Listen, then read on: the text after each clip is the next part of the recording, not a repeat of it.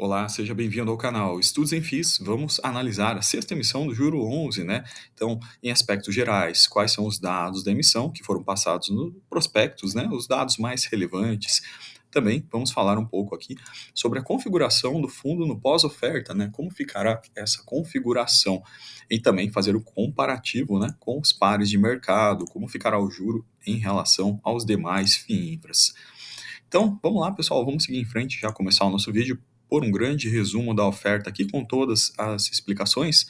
Então, aqui nós temos, galera, uma oferta aí que começou no VP, né, R$ 102,82, acrescida a uma taxa de distribuição de 2,7, vamos falar dela mais adiante, resultando a 105,52 no preço da subscrição. O juro hoje negocia por volta de 107 a 108 reais no mercado secundário, né? Então, pode ser uma oportunidade de entrada bastante interessante para quem já tem o produto, aumentar a posição via subscrição, ou para quem ainda não tem o produto, fazer a compra. Relembrando que essa oferta aqui, o público-alvo especificamente é apenas para investidores qualificados, apenas para IQ, ok? Então, o montante inicial da oferta, 800 milhões, mas tem um lote adicional, ou seja, pode chegar aqui a 1 bilhão de oferta. Quem lembra, o Juro 11 já tem um patrimonial de 1,100 bi. Então, se entrar mais um bi na conta do juro, ele vai para 2,1. Já está aí bastante próximo de alcançar o Cadif, por exemplo, né? Então, imagina só, um fundo com a dinâmica e a gestão ativa que tem o juro, se ele chegar com esse porte aí já mais próximo ao Cadif, né? Temos boas expectativas para o produto, né? Ou seja, quanto mais porte o fundo tem, mais debêntures, né? Mais flexível ele fica, mais dinâmica fica a gestão, mais matéria tem para fazer gestão ativa, né? Então vocês vão ver aqui na proposta é aumentar fortemente o nível de debêntures desse produto aqui. Relembrando, aqui o equivalente a 49 cotas, R$ 5.000, seria o mínimo para entrada na emissão, tá? Então esse é o investimento mínimo por investidor. O fator de proporção aqui também está sendo em 0,7, ok? Então, esses são os dados centrais da emissão. Vamos agora dar uma olhadinha no calendário. Então, está aqui o calendário para quem tem cotas até o dia 23, ou até amanhã, basicamente, é onde vai ser o ponto de corte para a identificação do direito de preferência. Então, quem tiver cotas até a data de amanhã. O início do período da preferência, o exercício da subscrição, preferência, começa no dia 25, né? E ele se encerra no dia 8/5. Na sequência, temos a segunda fase aqui da oferta pública, entendo a liquidação para 31/5 de 2024. Então, no mês de maio, né, a gente já vai ter o procedimento de alocação e a liquidação durante o mês de maio, um momento extremamente favorável. A gente tem visto muita liquidez no mercado primário de debêntures, esse mercado secundário também está bastante movimentado. Ontem à noite eu fiz um vídeo especial para a área de membros, onde a gente dá uma analisada em todas as debêntures que estão disponíveis no mercado secundário e suas taxas, né, incentivadas, e também a gente dá uma olhada nas debêntures no mercado primário. Então, o grande resumo é que tem muita matéria-prima, né, para o fundo trabalhar aqui seu pipeline, seu projeto e sua diligência nesse momento de aquisição. Pipeline este que já está feito, né? Então a gente tem aqui o pipeline, basicamente estão aqui as distribuições, a duration, o spread de crédito e o número de ativos. Então ele tem 75 hoje e vai aumentar mais 28, vai para 103 ativos. Bastante interessante. Imagina, vai ficar com imagina o grau de diversificação, né? Com 103 ativos.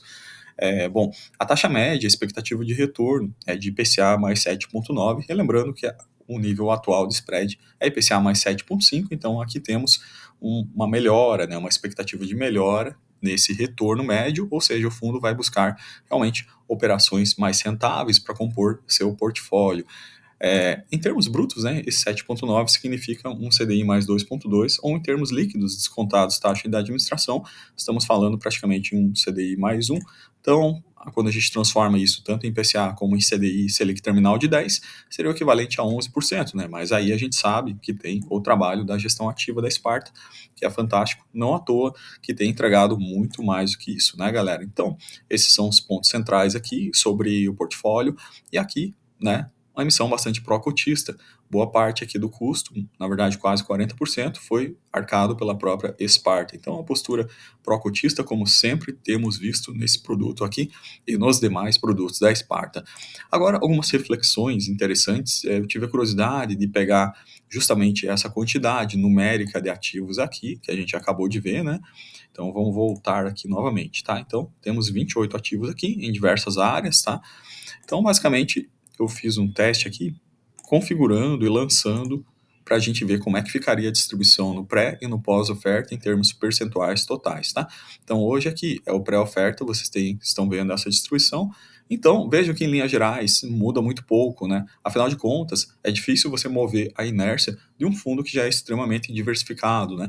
Então, o fundo com essa emissão, ele busca manter justamente sua pulverização, sua diversificação, né, em algumas áreas prioritárias, por exemplo, geração, ela continua com 25%, transmissão, não está entrando nada muito novo no pipeline, saneamento, ficou em linha, né, 16 para 17%, portos e aeroportos também ficou em linha, está entrando um porto a mais aqui, e aqui eu unifiquei, aqui eu costumo unificar rodovias, logística e mobilidade urbana na mesma linha, para comparativo com outros FIINFRAs, né?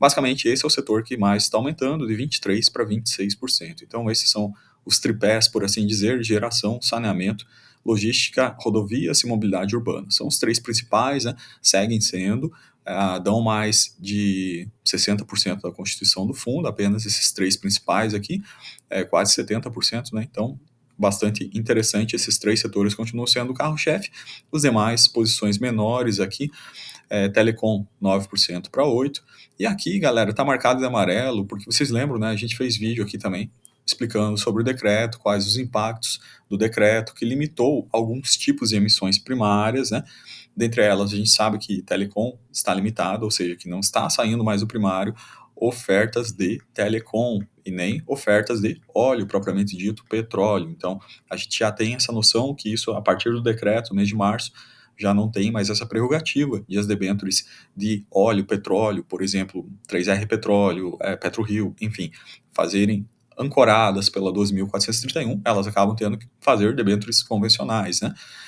Enfim, e aí os FIINFRAs, que estão na fase plena, por assim dizer, após os 720 dias, que é o caso do juro, já não tem mais essa autonomia de estar comprando em grande quantidade, em grande monta, essas debêntures que são consideradas transitórias, ok? Isso só pode ser feito pelos fundos, basicamente, que estão naquela fase inicial, né? Os fundos que são mais recentes, mais novos, mais jovens, por assim dizer.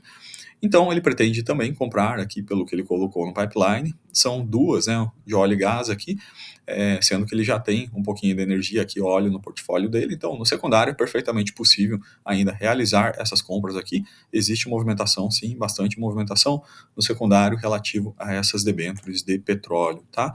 Então, essas linhas gerais, aqui a gente coloca o juro em vista dos demais produtos, né, como é que está a distribuição dele, tá, em termos setoriais. E aí, na área de membros, a gente fez uma análise bem interessante ontem que foi relativa a isso aqui, né? Quer dizer, como é que está a carteira do Juro 11, o que tem disponível no primário, o que tem disponível no secundário, né? E para a gente fazer um exercício de imaginação e realmente fazer essa análise das possibilidades que a Sparta teria para essa próxima emissão. São muitas possibilidades, mercado muito movimentado. Tenho certeza que a carteira vai ficar muito melhor do que já está hoje. Então, o vídeo de hoje era isso, galera. Grande abraço para todos vocês.